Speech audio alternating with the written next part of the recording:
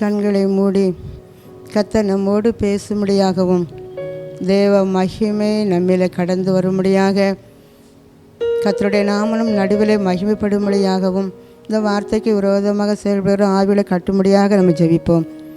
என் பிரியமிருபவதி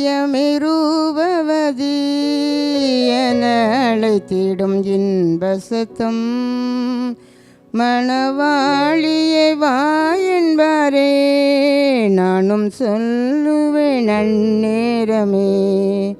மணவாளியை வா என்பாரே நானும் சொல்லுவேன் அந்நேரமே. அன்பின் ஆண்டவரே, நீங்கள் எங்கள் கூட இருக்கிறதற்காக நன்றி அப்பா. இந்த இரவு வேளையிலும் கூட எங்களோடு பேசுங்க ஆண்டவரே. உம்முடைய வார்த்தைகள் இந்த பிள்ளைகள் கேட்டுக்கொண்டு இருக்கும்போதே உம்முடைய செயலாற்றல் இந்த பிள்ளையுடைய குடும்பத்துக்குள்ளே இறங்கட்டுமே ஆண்டவரே. உம்முடைய தெய்வீக பிரசனம் இந்த பிள்ளைகளை சூழ்ந்து கொள்ளட்டும் ஆண்டவரே. கண்ணீர், கவலை, வேதனையோடு, போராட்டத்தோடு, தேவையோடு, வியாதியோடு, கடன் பிரச்சனையோடு கூட நான் என்ன செய்வேன் என்று சொல்லி கலங்கின நிலையில் இந்த வார்த்தை கேட்டுக்கொண்டிருக்கிற ஒவ்வொரு பிள்ளையுடைய வாழ்க்கையிலும் அற்புதத்தை செய்வீராக. பெரிய காரியம் செய்யுங்க. இயேசுவின் நாமத்தில் ஜெபிக்கிறேன் பிதாவே, ஆமேன். ஹல்லேலூயா. கிருபை நிறைந்த இயேசுவின் நாமத்தினாலே உங்களை வாழ்த்துகிறேன். இந்த நாளிலும் கூட நாம் தியானிக்கும்படியாக கர்த்தர் உங்களுக்கென்று தந்த வேத பகுதி யோபு 42 அதிகாரம் 2 வசனம். தேவரீர் சகலத்தையும் செய்ய வல்லவர், நீர் செய்ய நினைத்தது தடைபடாது என்பதை அறிந்திருக்கிறேன். தேவரீர் நீர் சகலத்தையும் செய்ய வல்லவர் என்று சொல்லி அந்த யோபு அந்த நன்றாக அறிந்திருந்தார். அவருக்கு சகலத்தையும் செய்ய அவர் வல்லமை உள்ளவர். கர்த்தர் ஒரு காரியத்தை செய்ய நினைச்சார் அப்படின்னா அது தடை பண்ணவே முடியாது அப்படின்னு யோபு இதை நன்றாக அறிந்திருந்தபடினால தான் இதை அவர் என்றார் தைரியமாக சொல்ல முடிகிறது. இன்றைக்கும் கூட நம்முடைய வாழ்க்கைக்கு தேவன் சில காரியங்களை முன்குறித்து வைத்திருக்கிறாரு, அல்லது ஒரு பிளான் பண்ணியிருப்பார், ஆனால் திட்டம் பண்ணிடுவார். ஏற்கனவே இவங்க வாழ்க்கையில் இப்படிப்பட்ட காரியத்தெல்லாம் செய்யணும் அப்படின்னு சொல்லி நமக்காக அவர் திட்டம் பண்ணி ஒரு காரியத்தை அவர் செய்யும்போது ஒருவரால் அதை என்ன செய்ய முடியாது, அதை தடை பண்ணவே முடியாது. அவர் நம்ம வாழ்க்கையில் என்ன செய்யணும்னு நினைக்காரோ அதை தான் செய்வார். ஒருவராலும் அதை என்ன செய்ய முடியாது, தடை பண்ணவே முடியாது. உங்கள் ஊழியத்தில் தேவன் என்ன திட்டம் பண்ணினாரோ அதுதான் நடக்கும். இதை எந்த மனுஷனாலும் யாராலும் என்ன செய்ய முடியாது, தடை பண்ணவே அதை முடியாது. ஏனென்றால் நாம் ஆராதிக்கும் தேவன் பெரியவர், அவர் சர்வ வல்லமை உள்ளவர். அவர் ஏற்கனவே நமக்கு அவர் திட்டம் பண்ணி அவர் வைத்து விட்ட அப்படின்னால அவர் என்ன திட்டம் பண்ணினாரோ அதுதான் நடக்கும். எரேமியாவை பார்த்து கூட ஒரு தடவை இப்படி கேட்டார், மாம்சமான யாவருக்கும் என்னால் செய்யக்கூடாத அதிசயமான காரியம் ஒன்று உண்டோ என்று சொல்லி. அதுக்கு எரேமியா என்ன சொன்னார், இல்லை, உங்களால் செய்ய முடியாத காரியம் ஒன்றுமே கிடையாது என்பதாக அவர் சொன்னார். பாருங்கள், அப்போது இன்றைக்கு உங்கள் வாழ்க்கையிலும் என்னுடைய வாழ்க்கையிலும் கூட நான் சிகரங்களுக்கு மேலாக என் பிள்ளைகளை நான் உயர்த்தணும் அப்படின்னு சொல்லி ஒரு திட்டம் பண்ணி வைத்திருக்கிறாரு. அதை நம்ம நினச்சி வரான் நிறைவேற்றுவேன் என்று சொல்கிறாரு. தேவ பிள்ளைகளை அவர் உயர்த்த போகிறாரு. உங்கள் உயர்வை யாராலும் என்ன செய்ய முடியாது, தடை செய்யவே முடியாது. கர்த்தர் உங்களை மேன்மைப்படுத்தணும், உங்கள் பிள்ளைகளை மேன்மைப்படுத்தணும், உங்கள் குடும்பத்தை மேன்மைப்படுத்தணும், உங்கள் ஊழியத்தை மேன்மைப்படுத்தணும்னு சொல்லி அவர் திட்டம் பண்ணி வைத்திருக்கிறார். அப்படின்னால ஒருவரும் அதை என்ன செய்ய முடியாது, மேன்மைப்படுத்த முடியாதபடி தடை பண்ண முடியாது. உங்கள் வாழ்க்கையில் அவர் சகலமும் என்ன செய்யார், சகல நன்மையும் பல மடங்கு பெருக போகிறது என்று அவர் திட்டமணி வைத்திருக்கிறார். அப்படின்னால உங்கள் ஆசீர்வாதத்தின் பெருக்கத்தையும் ஒருவராலும் என்ன செய்ய முடியாது, தடை பண்ணவே முடியாது. அவங்க என் ஆசீர்வாதத்தை தடை பண்ணிட்டாங்க, அவங்களால தான் எனக்கு இந்த வேலை கிடைக்கல, அது செய்யலை, இது செய்யலை நம்ம சொல்கிறோம். ஆனால் கர்த்தர் திட்டம் பண்ணினா ஒருவரும் என்ன செய்ய முடியாது, தடை பண்ணவே முடியாது. யோபுவை கர்த்தர் 2 மடங்கு ஆசீர்வதிக்கும் போது ஒருவரும் அதை என்ன செய்ய முடியலை, தடை பண்ணவே முடியலை. அவர் நமக்கு ஏற்கனவே அவர் நமக்கு அநேக காரியத்தை திட்டம் பண்ணி வச்சிருக்கிறாரு. அவர் பரலோகத்திலேயே நமக்கு திட்டம் பண்ணி முன்குறித்தே திட்டம் பண்ணி ஒவ்வொருக்கும் ஒவ்வொரு வாசஸ்தலத்தை அவர் என்னச்சுதாராம் கட்டி கொண்டே இருக்கிறாரு. என்னைக்கு பரலோகத்தில் நமக்கென்று கட்டுகிற வீடை அவர் பார்த்து பார்த்து அழகாக அவர் கட்டி கொண்டு இருக்கிறாராம். அந்த என்னைக்கு அந்த வேலை முடியுதோ அப்போ நம்மளை அவர் என்ன செஞ்சுட்டு போகிறாரு, கூட்டிகிட்டு போகிறார். ஏன்னா அவர் ஏற்கனவே பிளான் பண்ணி வச்சது தான்.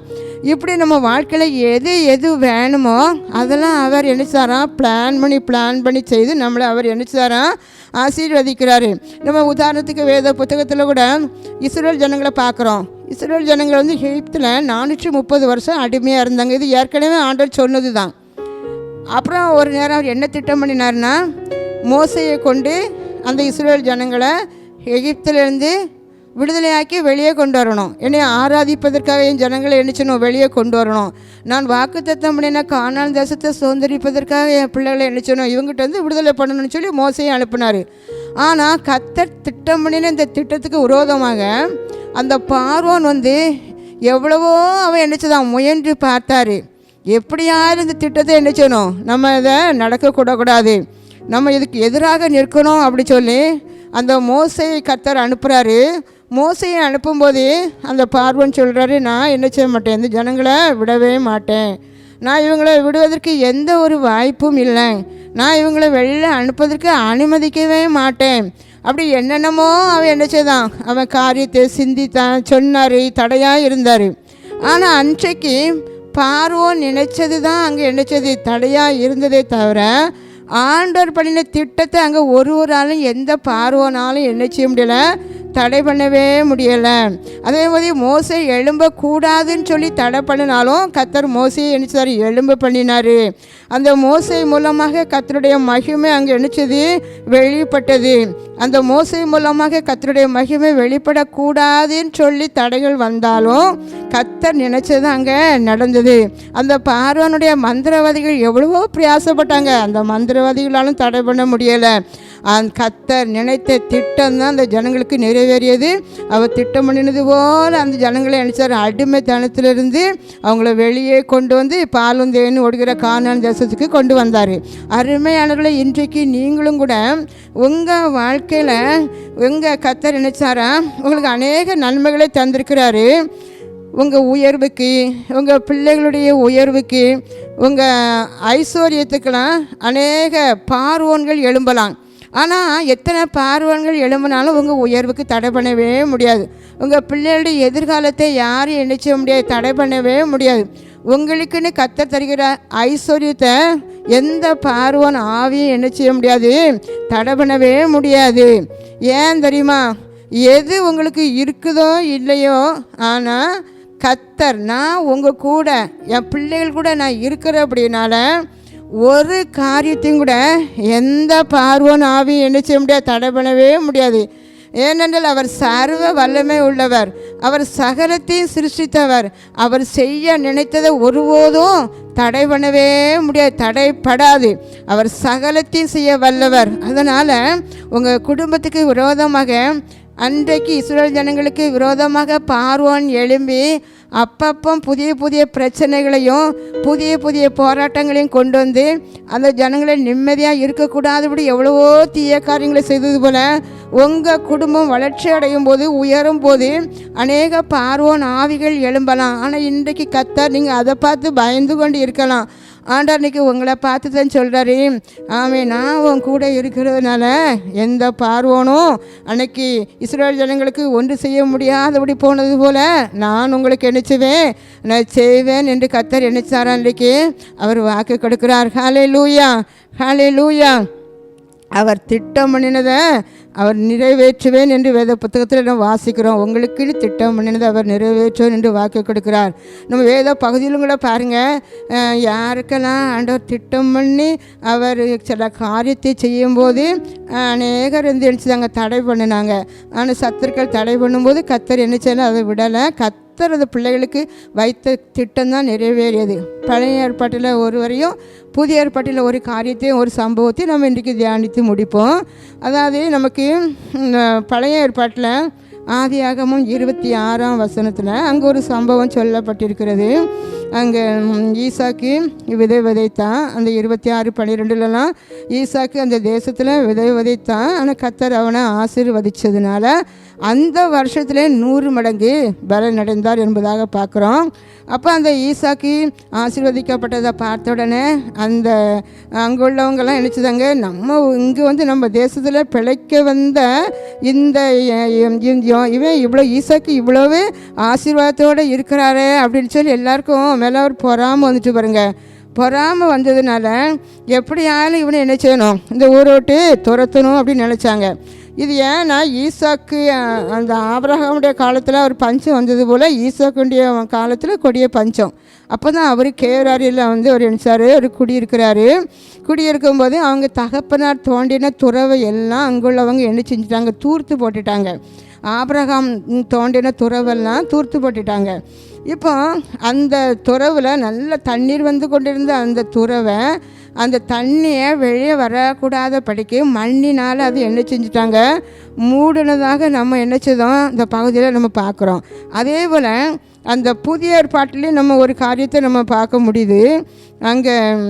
இங்கே ஈசாக்குக்கு அபிமெலேக்கு ராஜாவும் அந்த ராஜா கூட சேர்ந்த அநேக பேர் ஈசாக்குக்கு எதிராகவே நின்று பல காரியத்தை செய்தாலும் ஈசாக்கு சோர்ந்து போகலை. எப்படின்னா இவர் துறவு வெட்டினா அவங்க இது எங்கள் இடம், எங்கள் இடத்துல நீ துறவு தோண்டக்கூடாது அப்படி சொல்லுவாங்க. உடனே சொல்லிவிட்டு அவங்க துறவை எண்ணிச்சுவாங்க, மண்ணினால் மூடுவாங்க, தண்ணி வெளியே வரக்கூடாது பிடிக்கி. உடனே இந்த ஈசாக்கு ஐயோ நான் தோண்டின துறவை மூடிட்டாங்க, இனி இவ்வளவுதான் சொல்லிட்டு உட்காந்து அழலை. உடனே வேறு இடத்துக்கு குடிபெயர்ந்து போய் அங்கே போய் ஒரு துறவை தோண்டி அவங்க அப்பா என்னென்ன பேர்லாம் வச்சாங்களோ அதே போல் இவர் எண்ணிச்சாராம். ஒவ்வொரு துறவுக்கும் தண்ணீர் வந்த உடனே ஒரு பேர். அப்போ 2 துறவு தோண்டும் போது இந்த சத்துருக்கள்லாம் பின்னால் போய் இந்த அபிமெலேக்கு இந்த ஜனங்கள்லாம் போகிற தடை பண்ணுறாங்க. ஆனால் 3வது போய் ஒரு துறவை தோண்டும் போது விட்டு கொடுத்துட்டு போகிறாரு. போகும்போது அதை தோண்டும் போது அவங்க யாரும் வாக்குவாதம் பண்ணலை. அதனால அதுக்கு ரெகோபத்துன்னு பேர் வச்சார் அப்படி சொல்லி பார்க்குறோம். ஏன்னா நம்ம இந்த மண்ணினால் மூட இந்த ஈசாக்கு மேலும் மேலும் துறவை தோண்டிக்கிட்டு துறவு எண்ணிக்கை அதிகமாகுது. அதனால் அந்த எதிரிகள் தான் அவங்க தோண்டி டயர்டாயிட்டாங்க. கர்த்தர் அந்த ஈசாக்கை அங்கே ஆசீர்வதிக்கூட நினச்ச திட்டம் தான் அங்கே நிறைவேறிச்சு. அப்போது அவங்க எப்படி தான் மண்ணை போட்டு தூற்றி மூடினாலும் கூட ஆனால் அவங்க மீண்டும் தோண்டி அங்கே தண்ணீர் கர்த்தர் மறுபடியும் வர செய்தார். ஹல்லேலூயா. இதுதான் கர்த்தருடைய ஒரு திட்டம் பாருங்க.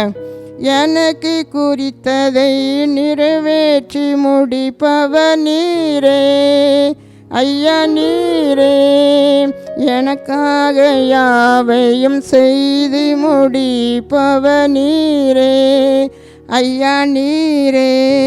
அப்பா உமக்கு ஸ்தோத்திரம், அன்பே உமக்கு ஸ்தோத்திரம், உம்மலாகாத காரியம் ஒன்றுமில்லை, உம்மலாகாத காரியம் ஒன்றுமில்லை, எல்லாமே உம்மாலாகும், அல்லேலூயா எல்லாமே உம்மாலாகும். இந்த யோவான் 11ஆம் அதிகாரத்தில் அங்கே என்ன சொல்லுது அப்படின்னா, மரித்து போன லாசருவை அங்கே புதைக்கப்பட்டு 4 நாள் கழித்து வெளியே கொண்டு வருகிறார். இதுதான் அங்கே இந்த சம்பவம் தான். இதுதான் தேவ திட்டம். லாசரு வியாதிப்பட்டு இருக்கும்போது அவனுடைய சகோதரிகள் ஆண்டவருக்கு தகவல் அனுப்புகிறாங்க, செய்தி அனுப்புகிறாங்க. என்னென்னா நீங்கள் இப்போது உங்கள் லாசர் வியாதியோடு கூட இருக்கதாகவும் இப்போ நீங்கள் வந்தீங்கன்னா அந்த லாசருக்கு சுகமாயிரும், குணமாயிருவாங்க அப்படி சொல்லி செய்தி அனுப்புகிறாங்க. ஆனால் ஆண்டவர் அப்படி சொன்னாலும் உடனே வரலை. 2 நாள் அவர் தாமதப்படுத்தினார். அதுக்குள்ளே அந்த 2 நாளில் லாசர் மரித்து போய் கல்லறையெல்லாம் அடக்கம் பண்ணியாச்சு. இப்போ அந்த லாசர் இருக்கிற கிராமத்துக்கு ஆண்டவர் வர்றதுக்கு சேரவும் 4 நாள் ஆயாச்சு. அப்போ கேட்காங்க, சகோதரிகள்லாம் சொல்கிறாங்க மரித்து அடக்கம் பண்ணி 4 நாள் ஆயிடுச்சுன்னு. ஆனால் ஆண்டவர் அங்கேருந்து புறப்பட்டு வரும்போதே ஒரு திட்டத்தோடு தான் கிளம்பி வர்றாரு. என்ன நினச்சிட்டு வர்றாரு, எல்லாரும் லாசரி மரித்து போயிட்டான், அவனை அடக்கம் பண்ணி 4 நாள் ஆயிடுச்சு அப்படின்னு நினச்சிட்டு இருப்பாங்க. அப்படி நினைக்கிற கண்களுக்கு முன்பதாக இந்த லாசருவை 4 நாள் ஆனாலும் கல்லறையிலிருந்து வெளியே அவனை உயிரோடு எழுப்பி கொண்டு வரணும் அப்படின்னு சொல்லி திட்டம் பண்ணி வந்தார் ஆண்டவர். வந்ததுனால அவர் பிளான் பண்ணி தான் வந்தார். எப்படியாலும் லாசருவை கல்லறையிலிருந்து வெளியே கொண்டு வரணும், அந்த லாசர் மூலமாக என்னுடைய நாமம் மகிமைப்படணும் அப்படின்னு சொல்லி ஆண்டவர் வந்தார். வந்து அந்த கல்லறையை, அந்த லாசருவை இந்த கல்லறையில் கல்லை வச்சு மூடி இருந்தாங்க. அப்போ இந்த மூடி இருந்த கல்லை தூர எடுத்துட்டு லாசருவே வெளியே வா அப்படி சொன்னதோட லாசரு வெளியே வந்ததாக பார்க்குறோம். அருமையானவர்களே, அந்த பழைய ஏற்பாட்டில் அந்த ஈசாக்கு அவங்க தோண்டின அந்த துறவை தண்ணியை மண்ணினால் மூடி போட்டாங்க. இங்கே லாசருவை கல்லறைகளை வச்சு கல்லை வச்சு மூடிட்டாங்க. இந்த கல்லை தள்ளிட்டு லாசருவை வெளியே வர வச்சது போல் அந்த மண்ணை மறுபடியும் தள்ளி அந்த நீரூற்றை வெளியே கொண்டு வர செய்தார். ஹல்லேலூயா. ஒரு புதைக்கப்பட்ட நிலை, ஒரு புதைக்கப்பட்ட நிலையிலிருந்து வெளியே கொண்டு வருவது தான் தேவ திட்டம். அவர் என்ன நினைச்சாரோ அதுதான் தேவ திட்டம். லாசரை பற்றி எல்லா ஜனங்களும் நினைச்சிருப்பாங்க, இதோட லாசரு எல்லாம் முடிந்தது என்பதாக சொல்லி. ஆனால் ஆண்டவர் திட்டம் அங்கே முடியலை, உயிரோடு கூட அவர் எழுப்பினார் என்பதாக பார்க்குறோம். பாருங்க, அங்கே சத்துருடைய கண்களுக்கு, அபிமேலக்கு அவனுடைய கண்களுக்கு முன்பதாக ஆண்டவர் நினைச்சாராம், அங்கே தண்ணியை அந்த மண்ணிலிருந்து தண்ணியை வெளியே கொண்டு வர வச்சார். லாசருவை எல்லா கண்களையும் பார்க்கும்படி அந்த கல்லை எடுத்துக்கொண்டு புதைத்த லாசருவை வெளியே கொண்டு வந்தது போல, மண்ணால் புதைக்கப்பட்ட தண்ணீரை வெளியே கொண்டு வந்தது போல கர்த்தருடைய திட்டம் அதுதான். ஒருவேளை நீங்களும் கூட இதுக்கும் எனக்கும் என்ன சம்பந்தம் அப்படின்னு நீங்கள் நினைக்கலாம். ஆனால் இன்றைக்கு நீங்கள் ஆவிக்குரிய வாழ்வில் ஒரு புதைக்கப்பட்ட நிலையில் நீங்கள் என்ன செய்யலாம், இருக்கலாம். அதாவது எந்த ஒரு பயன்படாத, யாருக்கும் பயன்படாத நிலையில் நீங்கள் இருந்து கொண்டு இருக்கலாம். உங்கள் ஆசீர்வாதம் இன்றைக்கி புதைக்கப்பட்ட நிலையில் இருக்கலாம். உங்கள் ஜெபம் இன்றைக்கி புதைக்கப்பட்ட நிலையில் இருக்கலாம். உங்கள் வேத வாசிப்பு இன்றைக்கு புதைக்கப்பட்ட நிலையில் என்ன செய்யலாம், இருக்கலாம். நீங்கள் தேவனோடு வைத்திருந்த உறவு இன்றைக்கு புதைக்கப்பட்ட நிலையில் என்ன செய்யலாம், அது இருக்கலாம். உங்கள் பாட்டு, உங்கள் ஆராதனைலாம் என்ன செய்யலாம், புதைக்கப்பட்ட நிலையில், உங்கள் சமாதானம் புதைக்கப்பட்ட நிலையில் இருந்து கொண்டு இருக்கலாம். ரட்சிக்கப்பட்ட புதுசில் எப்பவும் பாட்டும் ஆராதனையும் வேதம் வாசிப்பு தான். ஆனால் இப்போ எல்லாமே சில சூழ்நிலையின் காரணமாக சோர்ந்து போய் புதைக்கப்பட்ட நிலையில் நீங்கள் இருந்து கொண்டு இருக்கீங்க. அன்றைக்கு ஈசாக்கு மூலம் புதைக்கப்பட்ட தண்ணி வெளியே வந்தது போல, கல்லால் மூடப்பட்ட லாசரு மீண்டும் வெளியே வந்தது போல தேவ திட்டம் உங்கள் வாழ்க்கையிலையும் மீண்டும் புதைக்கப்பட்ட நிலையிலிருந்து வெளியே கொண்டு வருவதுதான் கர்த்தருடைய ஒரு திட்டம். அதை யாராலும் உங்கள் வாழ்க்கையில் தடை செய்யவே முடியாது. அதனால் இன்றைக்கி ஆண்டவர் உங்களை பார்த்து தான் சொல்கிறாரு, இனிலாம் மற்றவங்க கூட உங்களை நினைக்கலாம், இனி இவங்க எழும்போதற்கு வாய்ப்பே இல்லை, இவங்க பிரகாசிக்கவே முடியாது அப்படி சொல்லி உங்களை நினச்சலாம், நினச்சிட்டு இருக்கலாம். ஆண்டவர் சொல்கிறாரு, நீங்கள் எதெல்லாம் இன்றைக்கி புதைக்கப்பட்ட நிலையில் நீங்கள் இருந்து வேதனையோடு இருந்து கொண்டு இருக்கின்றீர்களோ, கர்த்தர் சொல்கிறாரு, இன்றைக்கு நான் அதை என்ன செய்வேன், வெளியே கொண்டு வருவேன். மீண்டும் பழைய நிலைக்கு நான் உங்களை கொண்டு வருவேன். மீண்டும் உங்களை நான் ஆசீர்வதிப்பேன். ஒரு நீரூற்றை நான் உண்டு பண்ணுவேன். உங்கள் மூலமாக, உங்கள் குடும்பம் மூலமாக, உங்கள் குடும்பத்தில் உள்ள பிள்ளைகள் மூலமாக நாமம் மகிமைப்படும் என்று கர்த்தர் உங்களை பார்த்து தான் சொல்கிறாரு. நீங்கள் எந்த இடத்துல ஒளிஞ்சி மறைஞ்சி போய் நீங்கள் இன்றைக்கி ஒழிக்கப்பட்ட நிலையில் நீங்கள் இருக்கலாம். ஆனால் கர்த்தர் சொல்கிறாரு, நான் உங்களை வெளியே கொண்டு வருவேன். உங்களை கொண்டு மிகப்பெரிய எழுப்புதலை நினைச்சுவேன். தேசத்தில், உங்கள் சபையில், உங்கள் குடும்பத்தில் நான் உண்டு பண்ணுவேன் என்று கர்த்தர் உங்களை பார்த்து தான் நினச்சாரு சொல்கிறாரு. உங்களை நான் நிச்சயமாக எழுப்புவேன். உங்கள் குடும்பத்தை எழுப்புவேன். உங்கள் பிள்ளைகளை நான் எழுப்புவேன். உங்கள் ஆசீர்வாதத்தை எழும பண்ணுவேன். ஒருவரால் அதை என்ன செய்ய முடியாது, அதை தடை பண்ணவே முடியாது என்று சொல்லி இந்த இரவு வெளியில் கர்த்தர் உங்களை பார்த்து தான் அவர் நினச்சாராம். அவர் சொல்கிறாரு, நான் உங்களை என்ன செய்ய மாட்டேன், ஒரு நாளும் புதைந்து போன பொருளை அப்படியே புதைந்து போகட்டும் என்று சொல்லி நான் பார்க்குற தேவன் இல்லை. லாசர் அப்படியே மரித்து போகட்டும் அப்படின்னு சொல்லி விடலை. அந்த தண்ணி அவங்க எதிரிகள் அவங்க இந்த மண்ணினால் மூடினாலும் கர்த்தர் அந்த ஈசாக்குக்கு ஒரு தைரியத்தையும் உற்சாகத்தையும் கொடுத்தாரு. அந்த அவங்க எதிரிகள்லாம் அந்த ஈசாக்கை பார்த்து என்ன சொன்னாங்க, நிச்சயமாகவே கர்த்தர் உங்களோடு கூட இருக்கிறார் என்பதை நாங்கள் என்னச்சதோம் கண்டோம். நீங்கள் உங்கள் வாழ்க்கையில் செய்கிற இப்படிப்பட்ட காரியத்தெல்லாம் பார்க்கும்போது நிச்சயமாக ஆண்டவர் உங்கள் கூட, கர்த்தர் உங்கள் கூட இருக்கிறார் என்பதை நாங்கள் கண்ணால் கண்டோம் என்று சொல்லி அவனுடைய எதிரிகள் சொல்லும் அளவு கர்த்தர் அந்த ஈசாக்கை நினைச்சுதாராம் ஆசீர்வதித்தார் என்பதாக பார்க்குறோம்.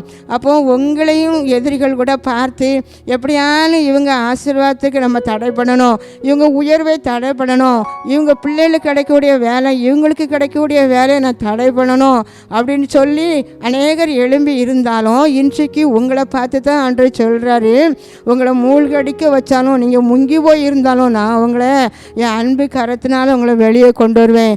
எப்படி அந்த மூடப்பட்ட கல்லிலிருந்து லாசரு வெளியே வந்தாரோ அதே போல் நான் உங்கள் ஆசீர்வாதத்தை நான் என்ன செய்வேனா வெளியில் நான் கொண்டு வருவேன். நீங்கள் அநேக காரியங்களை இழந்து நீங்கள் என்ன செய்யலாம், வேதனையோடு இருக்கலாம். ஆனால் இன்றைக்கு ஆண்டவர் எந்தெந்த பகுதி தூர்த்து போன நிலையில், அது வறண்டு போன நிலையில், ஒரு பிரயோஜனம் இல்லாதபடி எவ்வளவா வேலை செய்தாலும் கூட அந்த வேலைக்கு சரியான வருமானம் இல்லை, அல்லது எனக்கு கிடைக்கிற வருமானம் ஒரு பகுதி எங்கெங்கோ போய்விடுகிறது, சரியான எனக்கு நிறைய கை நிறைய சம்பளம் வாங்கினாலும் என்னால் அதை என்ன செய்ய முடியலை, என்னால் அதை அனுபவிக்க முடியலை, அல்லது எனக்கு சரியான வருமானம் இல்லை.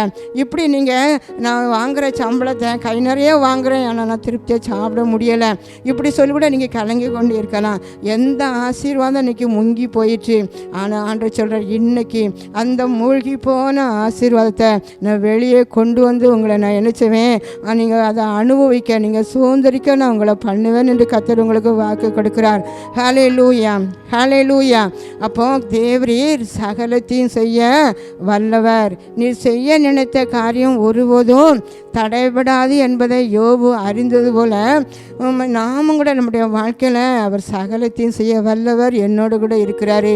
என் தேவன் எனக்கு திட்டம் பண்ணினதை ஒருவரும் தடை பண்ண முடியாது. அப்போ நீங்கள் கூட நினைக்கலாம், எனக்கு அது தடையாயிடுச்சு இது தடையாயிடுச்சு. இல்லை, அப்போ கர்த்தர் திட்டம் பண்ணாத காரியத்தை நீங்கள் சொந்த முயற்சினால் நீங்கள் செய்தலாம், அப்படி சொன்னதான் தடைப்படும். கர்த்தர் உங்களை திட்டம் பண்ணி வைத்த காரியத்தை ஒருவரையும் என்ன செய்ய முடியாது, அதை தடை பண்ணவே முடியாது. ஏனென்றால் அவர் சகலத்தையும் செய்ய வல்லமை உள்ளவர். நான் உங்கள் கூட நான் இருக்கிற அப்படின்னால ஒருவரும் உங்கள் ஆசீர்வாதத்தை என்ன செய்ய முடியாது, தடை பண்ணவே என்ன செய்ய முடியாது. நீங்கள் நினைக்கிற ஆசீர்வாதத்தை பெற்றுக்கொள்ளக்கூடாதபடிக்கு தடை பண்ணவே முடியாது என்று சொல்லி கர்த்தர் உங்களை பார்த்து தான் இன்றைக்கி என்னச்சாராம் அவர் உங்களோடு பேசி கொண்டிருக்கிறாரு. எதெல்லாம் திட்டம் பண்ணினாரோ அதை நிறைவேற்றுவேன் என்று வாக்கு கொடுக்கிறாரு. அதனால் உங்களுக்கு குறித்ததை அவர் என்னச்சுவாராம், ஏற்ற காலம் வரும்போது நான் நிறைவேற்றி முடிப்பேன் அப்படின்னு சொல்கிறாரு. அவர் எனக்காக கர்த்தர் யாவி செய்து முடித்தார் என்று தாவீது சொன்னது போல நீங்கள் எப்பவும் கூட நீங்கள் இந்த வார்த்தையை அடிக்கடி நீங்கள் சொல்லணும், கர்த்தர் எனக்காக யாவி செய்து முடிப்பார், கர்த்தர் எனக்காக யாவி செய்து முடிப்பார், என் பிள்ளைகளுடைய படிப்பு காரியத்தில் யாவி செய்து முடிப்பார், என் பிள்ளையுடைய திருமண காரியத்தில் யாவி செய்து எனக்கு முடிப்பார். இப்படி எதெல்லாம் உங்களுக்கு பிரச்சனையாக இருக்கும் அதெல்லாம் நீங்கள் இப்படி சொல்லி நீங்கள் ஜெபிக்கும் போது கர்த்தர் நிச்சயமாக உங்கள் வாழ்க்கையில் அவர் நினைச்சாராம் அவர் செய்து முடிப்பார். அவர் சொல்ல ஆகும், கட்டளையிட நிற்கும். அவரால் தேவனால் கூடாத காரியம் ஒன்றுமே இல்லை, எல்லாமே அவரால் ஆகும், எல்லாமே அவரால் ஆகும் என்று சொல்லி கர்த்தர் உங்களோடு கூட அவர் பேசி கொண்டிருக்கிறார். எப்படிப்பட்ட சோர்வாக இருந்தாலும், எப்படிப்பட்ட கவலையாக இருந்தாலும் கூட ஆண்டவர் சொல்கிறாரு, நான் என்னச்சு உங்கள் கூடவே இருப்பேன். எதெல்லாம் தூற்று போனையோ, எதெல்லாம் முங்கி போய், எதெல்லாம் அடைச்சி வச்சுருக்கோ எல்லாவற்றையும் என்ன செய்வேன், நான் வெளியே கொண்டு வருவேன். கர்த்தருடைய பிரசன்னம் உங்களை என்ன செய்யும், அவர் சூழ்ந்து கொள்ளும் என்பது உங்களை பார்த்தேன்னு சொல்கிறாரு. எவரையும் மேன்மைப்படுத்தவும் பலப்படுத்தவும் கர்த்தருடைய கரத்தினால ஆகும். அவர் உங்களுக்கு அவருடைய பிரசன்னத்தை அனுப்பி உங்களை அவர் வழிநடத்த அவர் வல்லமை உள்ளவராக இருக்கிறார். உங்களை மேன்மைப்படுத்த அவரால் முடியும். நான் மேன்மைப்படுவதற்கு எந்த ஒரு தகுதியும் இல்லையே என்று சொல்லி நீங்கள் நினைக்கலாம். ஆண்டவர் உங்களை பார்த்து தான் சொல்கிறார், நான் உங்களை என்ன செய்வேன், நான் மேன்மைப்படுத்துவேன், நான் உன் பிள்ளைகளை மேன்மைப்படுத்துவேன். அதுதான் என்னுடைய திட்டம், அதுதான் உன் வாழ்க்கையில் நடைபெறும். உன் பிள்ளைகளுடைய வாழ்க்கையிலும் என் திட்டத்தை தான் நான் நிறைவேற்றுவேன் என்று சொல்லி அருமையானவர்களை நீங்களும் கூட ஆண்டவரே என் வாழ்க்கையில் என்ன திட்டம் வச்சுருக்கீங்க, என் குடும்பத்தில் என்ன திட்டம் வச்சுருக்கீங்க, என் பிள்ளைகளுக்கு நீங்கள் என்ன திட்டம் பண்ணி வச்சுருக்கீங்க, என் பிள்ளைகளுக்கு நீங்கள் குறித்து வைத்ததை யாராலும் தடை பண்ண முடியாது செய்யுன்னு சொல்லியிருக்கீங்கப்பா. அது எனக்கு செய்ய போவதற்காக நன்றின்னு சொல்லுவீங்களா? எல்லோரும் கூட நம்ம கண்களை மூடி ஆண்டவரே இன்றைக்கி என் கூட நீங்கள் பேசுனீங்கப்பா. என் கூட பேசுனதற்காக நன்றி. அநேக நேரம் நான் கூட என் நகையெல்லாம் கூட ஒரு சகோதரி விதமாக சொல்லி ஜெபிக்க சொன்னாங்க. என்னுடைய எல்லா நகையை நான் பேங்கில் வச்சேன். இன்றைக்கி எனக்கு அதை திருப்ப முடியாதபடி எல்லாம் முங்கி போயிட்டுன்னு சொல்லி இப்படி எத்தனையோ ஆசீர்வாதத்தை முங்கி போக விட்டுருக்கலாம். ஆனால் இன்றைக்கி ஆண்டவர் ஆவியானவர் உங்களை பார்த்து தான் சொல்கிறாரு, எதெல்லாம் உங்களுக்கு மூழ்கி போயிட்டோ நான் இன்றைக்கு தூர்த்து போன எல்லா காரியத்தையும் மறுபடியும் நான் உங்களை நினைச்சுவேன். நான் தோண்டி எடுத்து உங்களை ஆசீர்வதிப்பேன். மறுபடியும் நான் உங்களுக்கு ஒரு நீரூற்றை உண்டு பண்ணுவேன். ஒரு புதிய ஊற்று உங்களுக்குள்ளே வரும். உங்களுக்கு ஒரு புதிய ஆசீர்வாதத்தை நான் வர பண்ணுவேன். நான் உங்களை சிகரங்களுக்கு மேலாக உயர்த்துவேன் என்று உங்களை பார்த்து சொல்கிறார். நீங்கள் எல்லோரும் கூட ஆண்டவரே என்னால் ஆகாத காரியம் ஒன்று உண்டோ என்று நீங்கள் நினைக்கலாம். ஆண்டவரே நான் ரொம்ப மோசமான நிலையில் இருக்கேனே, என் பிரச்சனை என் தலைக்கு மேலே பெருகிட்டு இதிலேருந்து எனக்கு வெளியே வருவேன், எங்கள் வாய்ப்பே இல்லையே என்று நீங்கள் நினைத்து கொண்டு இருக்கலாம். ஆனால் ஆண்டவர் இன்னைக்கு உங்களை பார்த்து தான் அவர் சொல்கிறாரு, அவருடைய திட்டம் நீங்கள் கீழே விழுவதற்காக அல்ல, நீங்கள் கஷ்டப்படுவதற்காக அல்ல, நீங்கள் வறுமையிலும் தரித்திரத்திலும் இருந்து கலங்குவதற்காக இல்லை. நான் உன்னை கைவிடவே மாட்டேன், நான் உன்னை கைவிடவே மாட்டேன். அன்பு சகோதரியே, நான் உன்னை கைவிட மாட்டேன். அன்பு மகனே, நான் உன்னை கைவிட மாட்டேன். எந்தெந்த பகுதியை மூழ்கி போய் என் சமாதானம் சந்தோஷம் மூழ்கி போயிட்டேன்னு சொல்லி கர்த்தர் ஒரு புதிய சமாதானத்தை நான் உனக்குள்ளே தருவேன். ஒரு சமாதான விதையை உன் இருதயத்துக்குள்ளே நான் போடுவேன். உன் குடும்பத்துக்குள்ளே ஒரு சமாதான விதையை விதைப்பேன் என்று கர்த்தர் வாக்கு கொடுக்கிறார். ஹல்லேலூயா. நன்றி அப்பா. அன்பு பிள்ளைகளோடு நீங்கள் பேசினதற்காக உமக்கு நன்றி. ஒவ்வொரு குடும்பத்துக்குள்ள பரிசுத்த ஆவியானவரே நீங்கள் உலாவினதற்காக உமக்கு நன்றி செலுத்துகிறோம் ஆண்டவரே.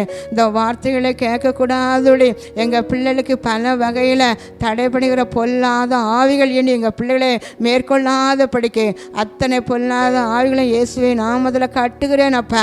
ஆண்டவரே திறந்த வாசலோடு கூட அப்பா ஐயா உம்முடைய இளைப்பாறுதலோடு உம்முடைய வார்த்தைகளை கேட்கவும் ஆராதிக்கவும் ஆண்டவரே இந்த வசனம் எங்கள் பிள்ளைகள் உள்ளத்திலே கிரியை செய்யவும் நீ பெரிய காரியம் செய்கிறதற்காக உமக்கு நன்றி ஆண்டவரே. அப்பா உமக்கு ஸ்தோத்திரம். உம்முடைய கிருபை ஒவ்வொரு குடும்பத்துக்குள்ளே கடந்து போகட்டும். இம்மட்டும் வழி நடத்தணும். உம்முடைய கிருபை தொடர்ந்து எங்கள் பிள்ளைகள் மேலே உம்முடைய கிருபையால் நிரப்புங்க ஆண்டவரே. உம்முடைய கிருபையை ஊற்றுங்க அப்பா. ஜீவனை காட்டிலும் கிருபை மேலானது என்பதாக சொல்லி ஒவ்வொரு பிள்ளைகளையும் கூட ஆண்டவரே இது வரைக்கும் நீங்கள் சுமந்து ஏந்தி பாதுகாத்து தப்பு வைத்ததற்காக நன்றி. தொடர்ந்து அவ்விதமாக நடத்த போகிறதற்காக உமக்கு நன்றி செலுத்துகிறேன் ஆண்டவரே. தேவ ஆவியானவர் எங்கள் பிள்ளைகள் மேலே அசைவாடுகிறதற்காக நன்றி. எங்கள் பிள்ளைகள் குடும்பத்துக்கெல்லாம் உலாவுகிறதற்காக உமக்கு நன்றி செலுத்துகிறேன் ஆண்டவரே. ஐயா உமக்கு ஸ்தோத்திரம். ஒவ்வொரு நிமிஷமும் கூட ஆலோசனை கொடுக்கிறதற்காக உமக்கு நன்றி செலுத்துகிறேன் ஆண்டவரே. எல்லா வியாதிகளை இயேசுவின் நாமத்தினாலே குணமாக்குவீராக. இந்த வியாதி குணமாகாது என்று சொல்லி மருத்துவர் சொல்லிவிட்டார் என்று சொல்லி நீங்கள் கண்ணீரோடு படுத்து அழுது கொண்டு இருக்கீங்க. இன்றைக்கு கர்த்தருடைய ஆவியானவர் உங்களை உண்டாக்கினவர் சொல்லுகிறாரு, மருத்துவர் தான் உங்களை கைவிட்டார், நான் உங்களை கைவிடவில்லை. கல்வாரி சிலுவையில் சிந்தின இரத்தத்தை ஆமேன் கர்த்தருடைய ஆவியானவர் மேலே தெளிக்கிறபடினால ஒரு சரீரத்துக்குள்ளே இருக்கிற எல்லா பலவீன கட்டுகள் இப்போது வெளியேறி கொண்டு இருக்கிறதற்காக ஸ்தோத்திரம் ஆண்டவரே. அந்த குடும்பத்துக்குள்ளே இருக்கிற அனைத்து பொல்லாத ஆவிகளும் சத்துருவின் கிரியைகளும் இயேசுவின் நாமத்தினால எரிக்கப்பட்டு கொண்டு இருக்கிறதுக்காக நன்றி. அந்த கிரியைகள் அழிக்கப்படுகிறதற்காக உங்களுக்கு நன்றி செலுத்துகிறேன் ஆண்டவரே. நன்றி செலுத்துகிறேன் ஆண்டவரே. அழுது கொண்டிருக்கிற ஒவ்வொரு பிள்ளைகளோடு கூட ஆண்டவரை கண்ணீரை துடைத்து அழாதே என்று சொல்லி அன்பு பிள்ளைகளை கரம் பிடித்து நடத்தி கொண்டு வருகிறதற்காக உமக்கு நன்றி அப்பா. இந்த குடும்பத்தை உடைய கருத்திலே ஒப்பு கொடுக்கிறேன் ஆண்டவரே. பிள்ளைகளை ஒப்பு கொடுக்கிறேன் அப்பா. அவங்க செய்கிற தொழிலை ஆசீர்வதிப்பீராக ஆண்டவரே. வேலை வாய்ப்பு இல்லாத பிள்ளைகளுக்கு ஒரு திறந்த வாசலை கட்டளையிடுவீராக அப்பா. எல்லா குறைவுகளை இயேசுவின் நாமத்தில் நிறைவாக்குவீராக. சிங்கக்குட்டிகள் தாழ்ச்சி அடைந்து பட்டினியாக இருக்கும். கர்த்தரை தேடுகிறவர்களுக்கு ஒரு நன்மையும் குறைவிடாதுன்னு சொன்னேன். குறைவிடாதபடி நீ காத்து வருகிறதற்காக உமக்கு நன்றி செலுத்துகிறேன் ஆண்டவரே. வீட்டை சுற்றிலுமாக வேலை அடைத்திருக்கிறதற்காக உமக்கு நன்றி செலுத்துகிறேன் ஆண்டவரே. எத்தனை அக்கினிலே நடந்தாலும் வேகாது இருக்கும் வடிக்கு உம்முடைய அன்பு கரைங்க பிள்ளைகளை தாங்குகிறதற்காக நன்றி ஆண்டவரே. எத்தனை வெள்ளத்தை கடக்கும் போது இழுத்து செல்லாதபடிக்கு பாதுகாக்கிறதுக்காக நன்றி. நல்ல கிருபையை கொடுத்ததற்காக நன்றி. ஒப்பு கொடுக்கிறேன். ஆசீர்வாதங்க வழி நடத்துங்க. இயேசுவின் மூலம் ஜெபிக்கின்ற நல்ல பிதாவே. ஆமென். God bless you.